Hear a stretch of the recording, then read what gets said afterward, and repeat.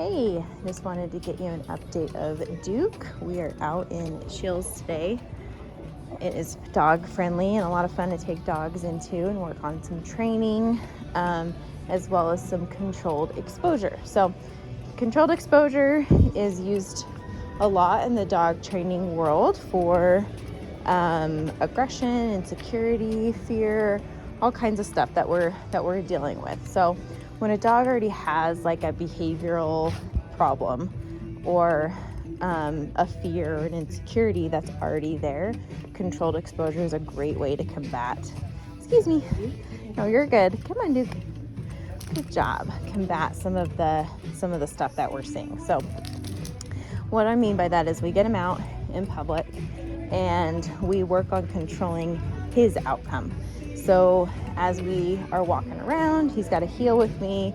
He's got to lay down when I ask him to do so. And he's got to ignore people because I'm asking him to do obedience. I'm not asking him to go out and pull on the leash and greet everybody.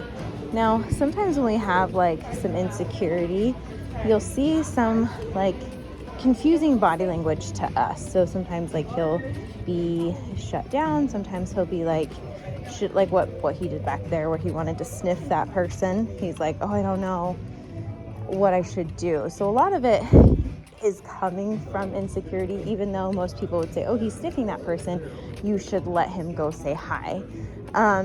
He doesn't know how to say hi to new people correctly at this point. And so what we do is we just say, oh, come on, you're going to heel, and you're actually going to ignore the environment around you. Good job. So as we pass more people, it's hard to see on the camera, but occasionally we'll pass somebody.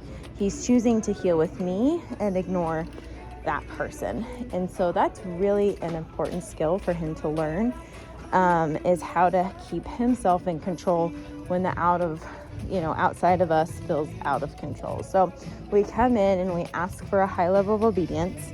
So that's where he's not pulling me on the leash, he's not sniffing the ground, he's paying attention to where I'm going, doing what I want him to do, occasionally practicing some waiting and some down stays. Duke, down. This is going to be harder in this environment to do a down stay because we've got more variables, people walking by and all kinds of stuff. Good job, buddy. But it's important that I follow through. So the more I follow through, the less I have to correct. Because it's just like, it's the rule. When I ask you to lay down, you just have to lay down. And so I'm going to follow through so that we are staying really, really consistent with him on that rule, that when I ask you to do something, it's not a gray area. It's not, if you feel like it, it's, you're going to do this, even if you're uncomfortable. So really good for him, despite like people walking by and all kinds of stuff that make him a little bit more nervous. Good job, buddy. Good group of people coming right at you. Good job. Okay, Duke. Good. He's like, gladly. Gladly, I'll get up. And so I want to make sure like controlling his outcomes and advocating for him. So that's part 2. So when somebody comes up to me and says, hey, good job, good boy. Somebody comes up to him and says, hey, like, can I pet your dog?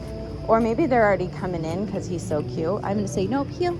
And I'm going to make sure that he's healing because I can control him. And I'm just going to give some space there and say, hey, you know what? He's in training. Thank you for asking. And just move on. You don't have to like tell him a bunch. I know sometimes it feels rude. Like sometimes like if I have like an older person or something, I'm like, oh my gosh, I feel like I'm being so disrespectful to like somebody older than me. But it's important for him to see that like as we go out in these environments, people aren't going to put pressure on you because he doesn't perceive their affection as a good thing. So that's a really important part of this is their affection scares him. Their affection makes him feel like he's being threatened. And so putting him in that situation over and over and over again would only get him to be more and more defensive. Now there could be other things like if he's guarding you, which I've seen, which we've talked about, we've seen that. Like, that's where the obedience part of you following through and him seeing you as more of a leader is going to change that and make you something that's less to guard. You know, you're more authoritative, you're more, and it's not even about like this big dramatic authoritative mentality. It's just, hey, you're going to pay attention to me and I'm going to follow through, and I'm the boss and you're not. But it doesn't need to be dramatic. It doesn't need to be like these big come to Jesus moments or anything crazy like that. It's just like, hey, just take it easy, dude. So I want to work with you guys on that, on how to like make sure that you're following through on that kind of stuff, because that can really make or break a lot of the training. Duke, down. Good job. Good boy. So we've been kind of walking away from him a little bit and letting him process.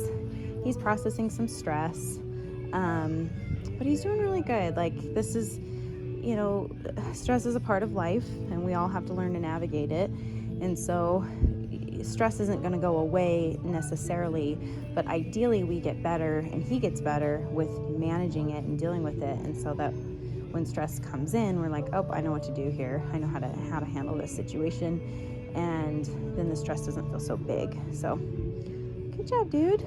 Okay. Oh boy, he's doing really good. You can get him good to the point where you come out and do some shopping.